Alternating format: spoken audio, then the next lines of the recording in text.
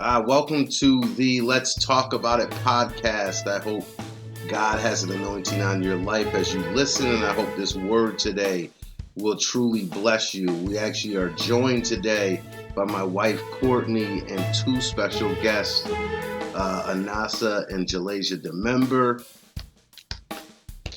All right, so we have Anasah and Jalasia. Say hi. Hi. Hello. We have my wife, Courtney. Say hi.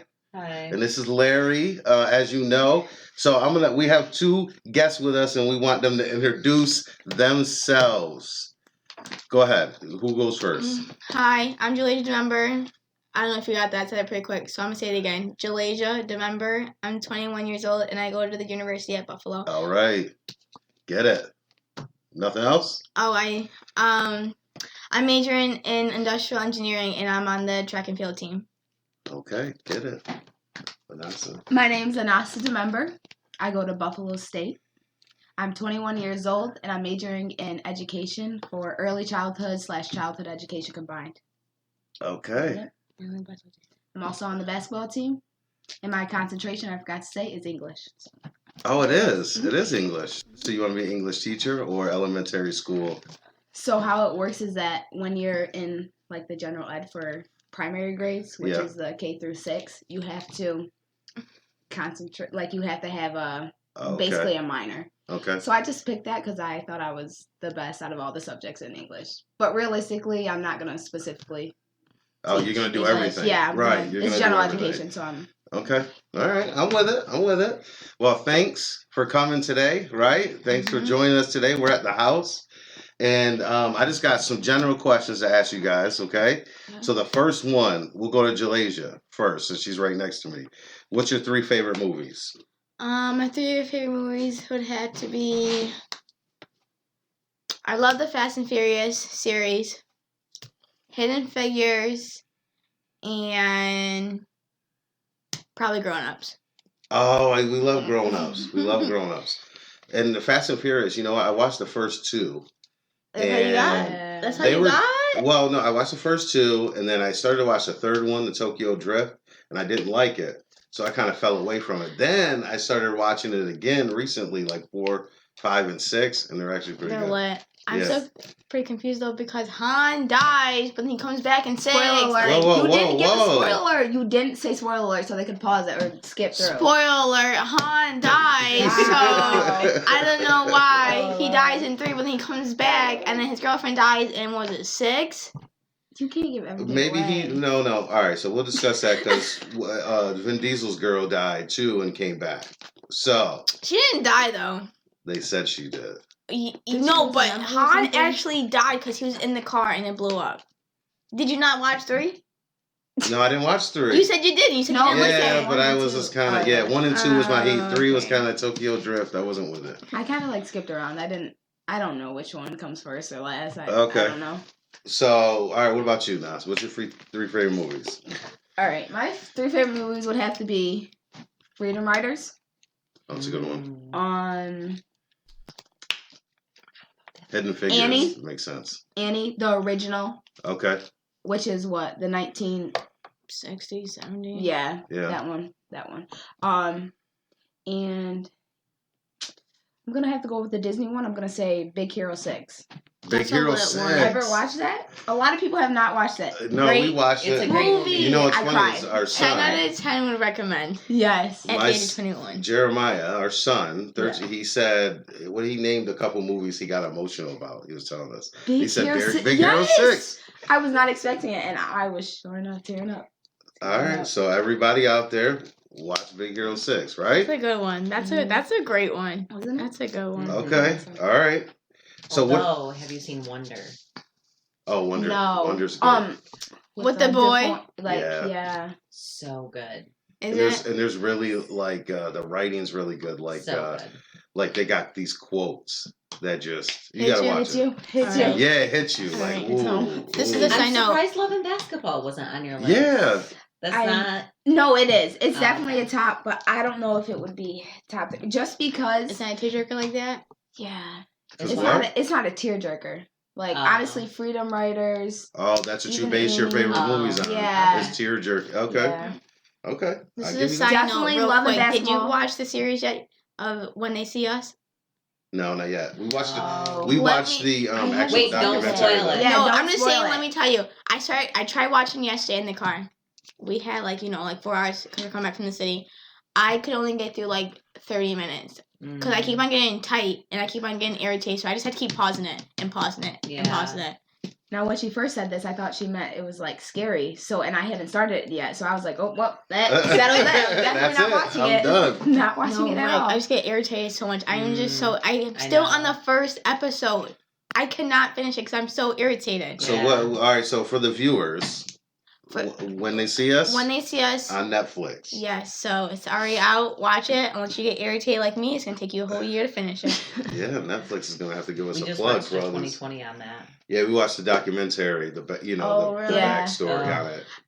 Makes Is me is it really because the way they portray them, if they was really like that, God help Look. them. That was But listen, intense. but this is a lesson for all of us. The reason why those boys got caught up is because they were with. They just joined the crowd, and they ended up getting in the mix. So some of them boys that were in that big crowd of 30 kids Mhm. did do it. They were just the ones that happened to get Mhm. caught. Right. You know, they said they were just walking down the street. They seen all these boys, and then they started hanging out, and then these boys just came from doing this stuff. Right. You know what I mean? Yeah, But yeah, it right. is. It was crooked. It was real Okay. crooked. Do you see the lady who wrote about them? I think the prosecutor. You know, she has a book out about them, Mm. and then so they're trying to take her Take it off books the off the shelves. shelf. They should. Yeah. Yeah. But I think she published it in she's, like, against 2006, though. And so, after this came out, everyone's like, It was on strike. They're the like, death get her out. the death dance, and they're that's what it's called, and they're what they say? It's on Instagram. They're keep reposting it to get Barnes Noah, get her books off the shelf. Okay. Yeah. Yep. All right. Well, we'll check into that. All right. So now, what are your guys' current living arrangements at college? You guys are both in college. Yes. You're away from home. Away from College, home. right? And we go to 2 separate schools, yet we live together. Okay. So she lives about 5-10 minutes from her campus, and I live 15 to 20 minutes from my Okay. campus. We live with Brother. we live with 2 of my teammates, but one's moving out, so we live with me, Nas, my other roommate. I mean, my teammate, and then a new roommate. She's kind of random, but she's really nice. Okay. So did you guys ever live on campus? Yes, freshman year. I lived. We both.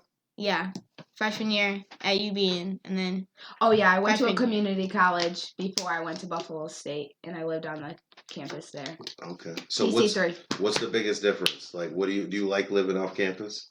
yes. Okay, so this is what I would recommend to anyone going to college and moving away. All right. You have to dorm the first year. You have to. Why? Because Unless you're broke, think Yeah, about that's what I'm getting to. Okay. I'm getting to that. You need to dorm because that is when you're a freshman, and that's when you meet most of the people you'll see you'll connect throughout with. the next 4 years. Yeah. Mhm. So I would say that for the social aspect, you need to go there because if you're just driving and coming, you don't really miss see out a people lot. Yeah. that often, and you really And your college kind of sucks. So you're not Yeah. gonna go oh, you want to go hang out with me? You want to go hang out at the library? you usually meet people in the dorms Meet and up at campus? the eateries and stuff. And you're kind of in the struggle together, right? Yes, when you're right. dorming up and you're eating ramen noodles, and, right. you're kind of in the struggle together, and it builds a bond. And financial aid kind of helps with the room and board. It's not the same with an apartment, right? Right. You gotta And that's fix what I would say though. Every other year, live off campus. it. Right. Get away. Once you hit sophomore It year, is- don't live in the on-campus apartments. No, live off campus. Campus. The cheap You're ones. saving $7,000 living off campus. But you got to pay straight cash, right? You got to pay for that up Yes, front. but y'all got refund checks now. You get Right. Use it wisely. I'm telling you right now, that pays for half my rent. Those refunds. Just so you know. Like, here's rent for 6 months. Bam. Right. There you go. I'm with you. Place it All down. right. So you guys both. So tell me your guys' introduction to the faith, to Jesus Christ. Were you born Obviously we know your story, but tell the story. Were you guys born into the faith? I felt like it. Okay. We've been going to church since we were like 3 years old, and then we kind of hop around churches. We're at a study one right now because my dad owns it. My dad is the pastor, but yeah. I would say we started. No, tell him when you got saved, and then I'll tell him. Okay, so when we got saved, Pastor Jahara Shazer, Fusion at Lake Street Church. Yes. Come join us at Lake Street Church. Come on Saturdays at 6 p.m. and then Sundays at 10 a.m. Or Thursdays at 6:30. Right. You can choose. You get 3 or options. Wednesdays if you're in your young life. Whatever you choose. Whatever you choose. Whatever you want. We give you 3 options. So I guess we've been going, like I said, we've been going to church for a while, so I was connected with him at a young age. I got baptized at 10, and now so since the age of 10, and then I would say obviously it's rocky, but I always just been in the faith since a young age. So saying, all right, and you guys are obviously twins, so yes. So I would like to say I did get saved first. I was gonna say that. Okay, listen to this. I gotta say this though, because honestly, I'm a scary person. Like even doing this podcast, I'm scary. That's why she's here, because I can't do things by myself. Okay. So I was really nervous. So I was 10 as well, but she got saved a couple months. I got saved in November 2nd, 2008, guys. All right. Okay. November 2nd, 2008. I don't remember dates like that. A couple months later, whatever that would be. I got saved, and I had to go up to the church and do the same thing. You got to tell them, why do you... Yeah, why did I get saved? Why do you want to get saved? That's what they ask you. Like, why do you want to accept the Lord? But listen to this. I don't know if I ever told you this, but I was convicted by the Lord at the age of 10. Okay. And it was like this craziest thing that happened. So I was at like St. Paul, which is not the church that I was going to, which was Monumental. And they had, they were having some type of service. But I felt myself like getting hot when they were like, okay, who wants to get saved and stuff like that. And I started like sweating and like panting. And I just felt the Lord saying like, you need to go. I didn't go because I went to the bathroom and I felt like the walls were caving in. I thought the walls were caving in.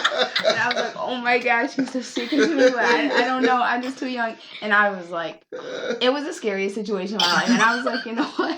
I'm just going to listen to the Lord the first time. So literally, I think it was that night or maybe a couple days later, I told my parents, I was like, I need to get saved. I need to go up there and to the altar to tell them. And then that next Sunday I got saved. Well, that's interesting because some people are waiting. Even some people that were that hear about the faith or are around it, they think they're waiting for like a lightning bolt to strike, right? Yeah. Right, but it's just something like that, right? I just felt so convicted at 10. I was like, I need to be saved. Like I need to be walking with him. And honestly, it was competition for me. Zari went up at the age of 6, and I thought she tried to beat me. So y'all I was trying to let her know I love the Lord more than she does. So I'm going to prove it to you by going up the next week and giving a better explanation of why the Lord loves me and I love him. So you guys are now how old? 21. 21, and then this happened when you were 10. So you're talking 11 years in the faith, loving Jesus Christ, right? Yep. So how was the transition? What was the hardest part of transitioning from, being, you're talking about your dad being the pastor, and now you're away from the pastor in college, right? Was there any difficulty? Was it easy? Be honest now, right? Well, go ahead. What parts of it was difficult? I know there's got to be some parts that are difficult. What parts were difficult? I think what parts were difficult was just like not having a base there. I had friends at UB that came from Elmira, and I made friends there, but like no one was like in the faith with me. No one was like at the same level as me. Like I need someone to keep pushing me. I can have people below me, but like I can't have people below me all the time. Like I need someone above me to like keep pushing me. So that sucked. I didn't have a car at first, in the fall. So I made up excuses as to why I could not go to church, or why I did not want to like take a bus. I never used the bus, so I didn't want to try to use it now. And then I didn't want to use Uber. So like that was hard to like, and then go to a different church because I don't like change. So going somewhere different. And your sister wasn't there, so you were at UB by yourself the first couple years, right? My twinnie wasn't there, guys. She was there all my life, and she betrayed me. All my life. I had to fight. Okay, all right. So how'd you get? All right. So Anasah, we'll get to that part. What do you think? I would say the same thing. I would have to say it was the same thing with like the self-regulation and like monitoring myself, because like at home we would have like devotion time or like family time, where we have like Bible studies and stuff like that. While when we were away, nobody was really in the faith and nobody really did that, especially like on some of my sports teams, because I played soccer and basketball at my other school. Okay. So nobody really did that. So it was like up to me to do that. So that was kind of hard. Self-discipline. Yeah. So I would come home because I was only an hour away. So I would still come home for church. But like during the week, I would have to like force myself to like set a time schedule of when I was going to do things or I wasn't going to get it done, basically. So devotion was in the morning, and then I would like, before I did anything, I would at least play gospel music or anything before I started. Your day? Yeah. Okay. So that helped? Yeah, definitely.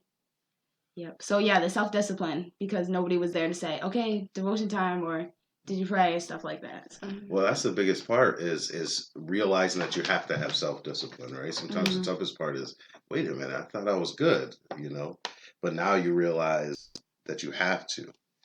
Right. Mm-hmm. So you kind of, that was my next question, was what kind of things did you do to kind of break that? And self-discipline, scheduling time for devotion and worship, connecting. How often? Now, honestly, how often did you call home? Okay, well, listen to me. I am a homebody. Okay. This real world is not for me, okay? It's not. Yeah. No. So I would call home. I'm not joking. I still do this today, even though I'm like further away from home. Probably 3 times a day. 3 times a day I called home. Yes, I did. And I would, Mom one time, Dad the next. Then Mom was dead. Okay, Mom got it. So Dad, Mom, Dad. That's how we go. Ration it out. What about you, Lace? I do not call home like that. Ever. No? She never calls home. No, I'll say hello when she's on the phone with them. And then oh, really? That's about it. When it was freshman year, I called more to complain. But I do call her to complain again, but not as much. I might call like once a week to ask for some money. And then tell them I love her. That's real. That's real.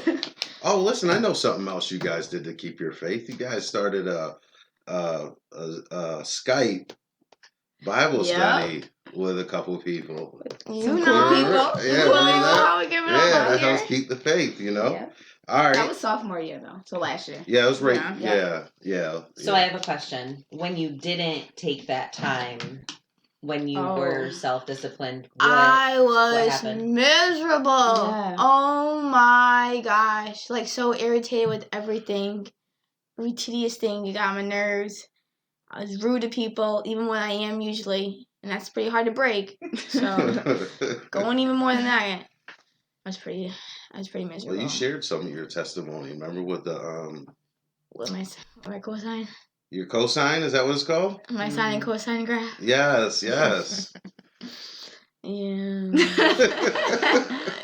want me to share it to your podcast? Yeah, sure. All right, I'll do a overview of what happened to people. So basically, I do enjoy track a lot, but I put that in front of God, and the Lord has shown me, I guess I got hot like Nasa did. And so he took it away from me. I was cut from the team. Well, I was put on probation, and I had a low GPA freshman year. So basically the way to get back on the team was I had to get a 3.5 to get back on the team. Now, if you heard me earlier, I said I was industrial engineering. Yeah, I'm saying again, engineering. Right, so that's really that's serious. So really getting a 3.0 was pretty hard. So, but truly by the grace of God, I literally got like a 3.52, I think. 3.52. So then I was able to get back on the team, and then I'm not back where I want to be, but 3.6 though. I did have a 3.6 You're at this a semester, 3.6? so like my Come grades on, are that's definitely good. up there. And then the way I'm performing is not where I want it. But when I was talking with my dad one time, I think and he made sense, and it kind of sucks, but I think it sucks when it makes sense, yes, right? I think Or I'm it sounds truly like there right, on the team not just to, but like truly be there to be just to be the light, because people don't have that in my sport. There's like no one, no one That like me. Right. So I'm just there. I may not be the fastest, but I like people still respect me and still respect what I say. So I still have a good leadership role in the track and field. Okay. At UB.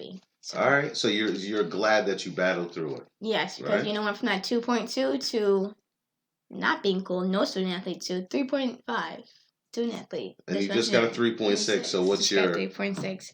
My overall is my cumulative. My cum is 3.117. Okay, so you're above the 3 though. That's really good. Yeah. That's what's your GPA? Okay, so I'm share your GPA? Yeah, so I'll share my major GPA if that's okay, because you know what, I slipped up one time, and it got it down. So I've been on the dean's list. What is this? Our 6th semester? Yeah, so I've been on the dean's list, which is a 3.6 or higher for 4 of the 6 semesters, right? Okay. Or 5 of the 6 semesters. When I mean slip up, it was only like a 3.2, 3.3, but it like brought it down. So my major GPA is a 3.8. And that's the one I'm sticking by. I don't care. You know what? I don't want... No. Okay, so it's a 3.6. Okay, but you know what? No, it's supposed to be a 3.8. Like... It will be. You'll get it back. You got time. You'll get it back. One time. You mess up one time, and they do this to you. Life sometimes, right? The Lord showed you that one time. Now, I don't. Now, who still procrastinates though? This one. But who still is a 3.8? That one. All right, listen to this. Yeah. I am a procrastinator, but I'm also a perfectionist. They don't really go hand in hand, but I am. Like, I'll be, 11:50 trying to submit it by 11:59, but at the same time I'm reviewing. When some people would just say, "Oh, it's done, submit it." No, I'm like thoroughly analyzing my work before I submit it. Yeah. Didn't we talk about productive procrastination before? Yes. Did we talk about that? And I'm living by that. All I right. live by that. All right. Well, listen, you're getting it, right? You're getting it and you're doing it. So I got another question. You ready? Mm-hmm. This was a little more personal. So what about, because the biggest issue, right, that I see with college students going away is the social aspect of college. So how is Christ in your social life, or how was that? Because you talked about it a little bit, Jalasia, you did with the track team, but just interacting with people outside the faith, but you still want to have a social life, right? So where was the balance? Where was the lines drawn? What was difficult? What was something that you absolutely would not break? I guess some things that I would not break is honestly not drinking. I mean, I know there's like a fine line in the word, like people say you can drink and people say that you can't, or like just don't get drunk. But I'm just saying, first of all, I smell it. It smells like acetone. I do not want acetone down my throat. I tell myself every time, I don't want acetone down my throat, so I'm not going to drink that. Second of all, that's mad money. I'm so broke. I cannot afford that. I personally cannot afford that. I would rather buy a pair of shoes that's going to last me. My feet don't grow. So like 20 years than a shot. Like, what is that, an ounce or whatever? It's going down my throat. It's going to sting. Fireball, whatever. It's going to sting. And then they're going, no. So that, and then, I don't want to be one to test the waters out here and then become an alcoholic. Like, there goes mad money right there again. And then there goes depression. So I don't test with that. Drugs I don't mess with. 1, you can't do that in sports. 2, I don't want to see how that's bringing life to me, So how do you feel socializing when that's all around you on campus? Well, first let me ask: is it around you on campus? Yeah. So how is that? Did you experience that as well? Yes, it's definitely hard. It is hard, especially. I think it's hard for us because we're so bubbly people. We need to be with people. Yeah, we enjoy people's company. Yes. When people want to do foolishness out here, we're just not with it. But really, again, like, I can come watch a movie. I guess what I did was, when I did have my car, I would be the DD for everyone. Okay. But I would tell them, you gotta come to church now.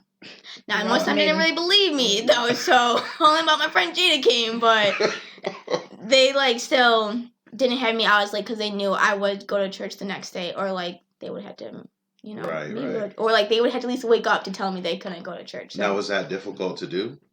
To be out there? And... Yes. The CD was at my hands, and then me waking up the next day, like, I'll say, like, the worst times would probably, like, go home at, like, 3 o'clock, 3:30, make sure everyone texts me that they got home. Well, I'll say drop them off, but, like, make sure they got upstairs, and then, like, make sure everyone's good. My roommates were good, and then wake up at, like, 9. That's only 6 hours sleep, so I guess, like, I got, like, a good amount, but I'm still tired. Yeah, absolutely. And then, kind of get dressed, and then most likely still have homework to do. So right. It was pretty taxing, but I mean. So now, do you find yourself at a healthy balance socially? Yes, because you know what the key word is? No. Okay, easy. No. Easy. Right. If they're not. Are you to a point where you said no so much they don't ask you anymore, or do people still like? Ladies, take this shot. Or they kind of asked us more this year because we turned 21, so they're like, it's the big year, guys. It's the big year. Yeah. But I would say being, like, straight up with people and not, like, trying to hide it, because if that is your... Yeah, because they still... If you stand by your faith, continue to stand by your faith, and they're going to respect it. They will. They truly respect... They will. Yes, like, our friends still want us to drink on our 21st just because, like, that's the thing to do, but, like, people don't really, like, press us like that anymore. No. Yeah, I always say it comes in waves. There's that press that, like, hey, come on. Right. Then it would, I'd go through this in my faith, like, hey, come on. Then it'd be like, oh, you think you're better than us. Then it was, you know what, I kind of respect that. Right. Yeah. So there is that wave. We just got to be able to stand while that wave is coming. And then some people don't want to go out either. Like, I remember, I'm like, can we just have a game night? Everyone stayed inside. So you guys found some stuff to do. Yeah. You guys just stay active out here. And definitely have, well, for this year or these past 2 years, I had Blades, but at my other school I had Molly. Shout out to Molly. And what I call these Molly. two, what I learned, what their official name was like my accountability partner. Yeah. So basically, they would just keep me accountable in my faith, and we would have discussions, like deep discussions about God, and we would have like our little devotions and Bible studies and things like that. So you took Christ with you. Right.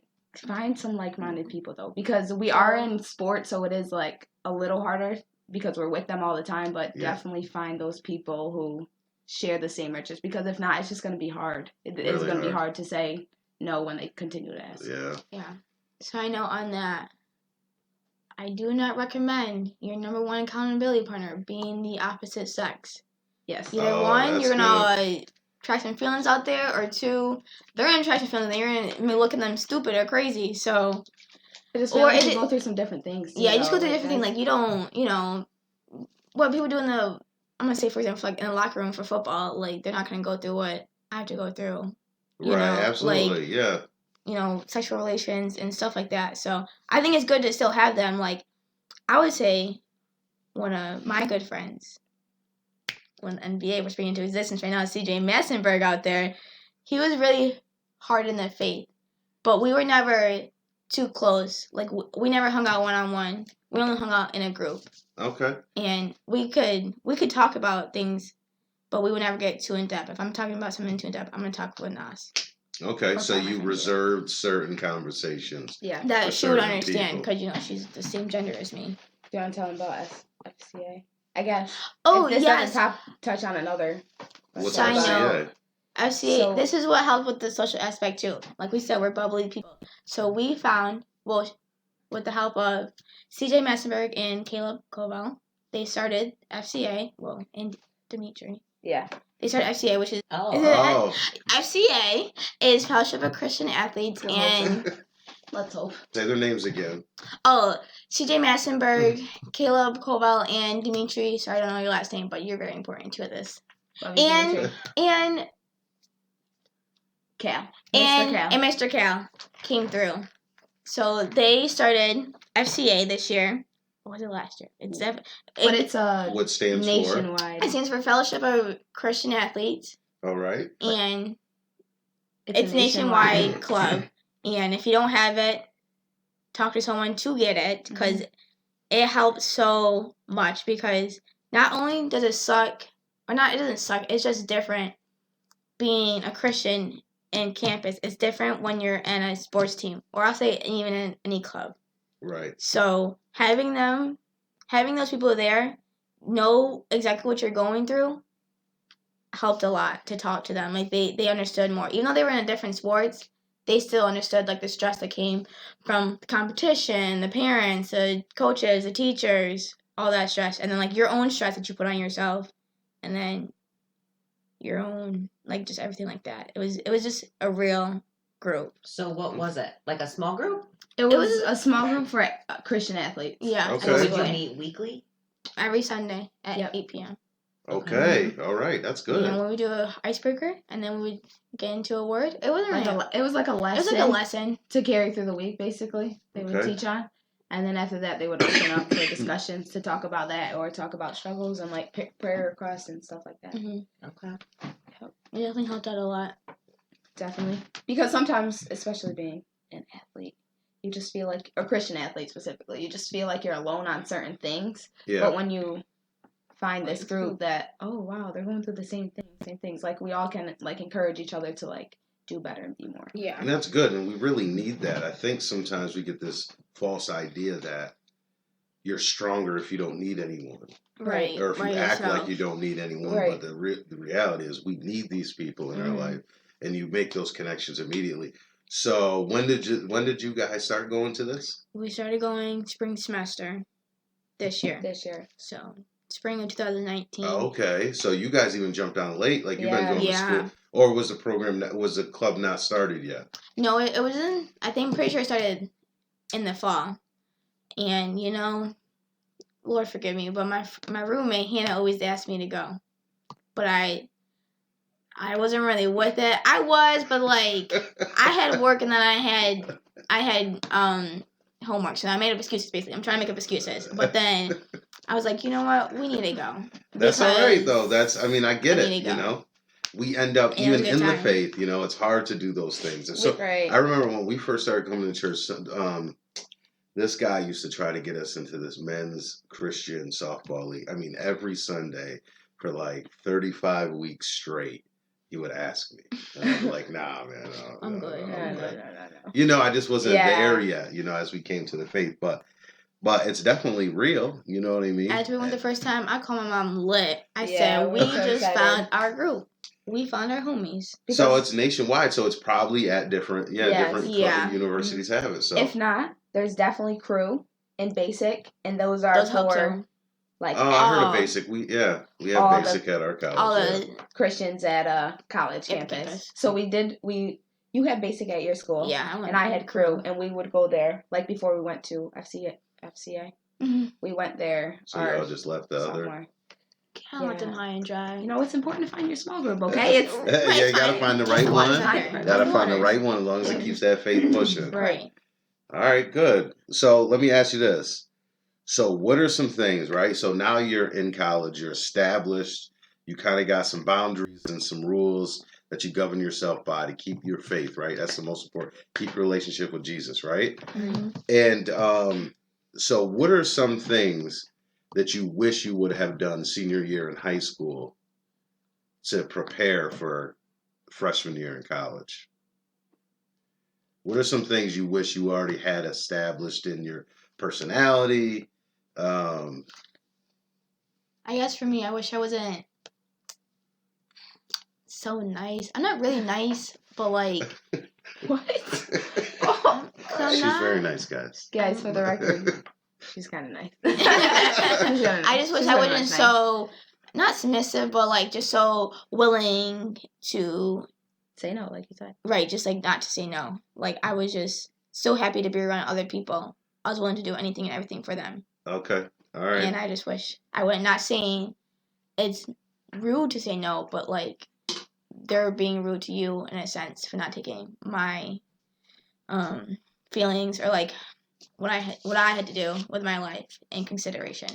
Well, you guys said it before. Like if you stand on your faith, they'll learn to respect it. Yeah. You know, and it does shake you up when you first go into a new setting. Like, oh right. shoot, like, yeah, maybe I will go to this. You know, what about you? What's something that you wish you? Well, I said it before, but it's just the self-discipline. Just basically having a schedule for my life. Because, like, my parents were basically in charge of my schedule. Yeah, they were the schedule. They told me where I was supposed to be when. So just that, like, basically self-governing myself. Well, you know, and that's the biggest thing in college, like, because in high school, your life is controlled. Like, when you go to school, everything's accounted for. After school with your parents, everything's like in college. You might be done by noon with all your classes, and then have 1 or 2 on Tuesday and Thursday, and then what do? You know what I mean? Right. You could finish your homework, but most of the time I did not until about late at night. Oh, wow, this is due tonight? I guess I should do it. All right, so, so what is, so this is the last question. You ready? Mm-hmm. Oh, wait. Is there anything, yeah, we already kind of answered that. This is not the last question. So what piece of advice would you give a high school student that's getting ready now, especially this time of year, that's getting ready now to leave for college? What advice would you give them? Be ready for no sleep. I'm just kidding. What advice would you give them? That's true. That's true. But you guys have the energy to not sleep and wake up. But what advice would you give them if they love Jesus, they're in the faith, and they have no idea? You know, I think some of this, they have no idea how much their faith might be challenged as soon as they get there. Like, what advice would you give them? I would probably just say stay strong. You're gonna make it through. College sucks, but and it's rewarding at the same time. So. College is really great.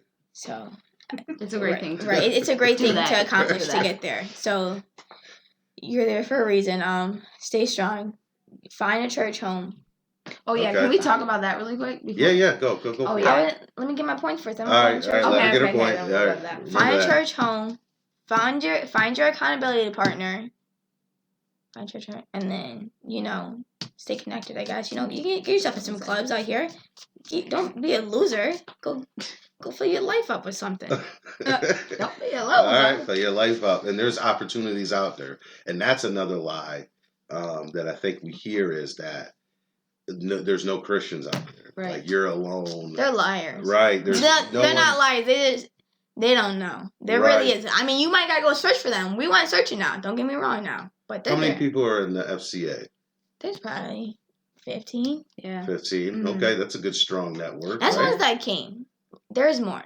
Right, because how many of them? Because they were like us, and they didn't want to go. Don't worry, I'm finding the next year and dragging them along. Right. I just want to put it on the record. I didn't know about this, so I would have went if I knew about this. I did not.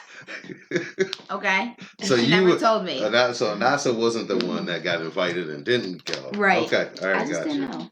Okay, so I'll say about first staying connected though. That's so important. Keeping your prayer life up to that. Prayer is important, right?